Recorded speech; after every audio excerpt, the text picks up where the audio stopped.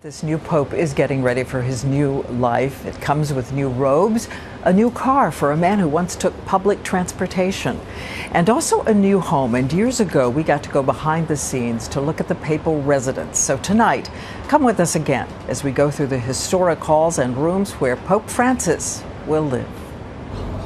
Under arches, through tunnels, winding back in time toward the centuries, the Apostolic Palace will be Pope Francis's new home. Until now, he chose to live in a simple, small apartment. He took public transportation, but he's about to move into the second largest palace in the world, second only to the one built for the Dalai Lama in Tibet. Now, if the Holy Father had invited you for lunch, you would go down there to his apartments at the other end of the corridor. In 2003, we got a rare glimpse into the daily life of the Pope, and our tour guide was the late Archbishop John Foley of Philadelphia, who lived in the Vatican for almost 30 years and said most people at home can't imagine a Vatican apartment. What do they mean? Do they mean a vast series of rooms or 2 or 3 rooms? Well, it is a rather large apartment, obviously. Large, but it has changed little throughout the years.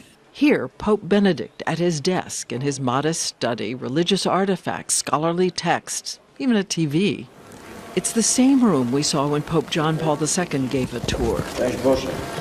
From the office, he opens that door and you can see his bedroom. Just a bed, a dresser. His bedroom is very simple. His dining room is astonishingly simple. And this was the dining room, Pope Benedict right there in the center having dinner, as Pope John Paul had before. Surrounding him in the entire Apostolic Palace, 1,400 rooms, more than 1,000 staircases. And by the way, his house painter was the Renaissance master, Raphael. Before we left, I went out onto a terrace near the Pope's terrace to see roughly what he sees when he walks through the door. Walks as so many have before him. The new popes seeing a majestic sight, and never more majestic than tonight.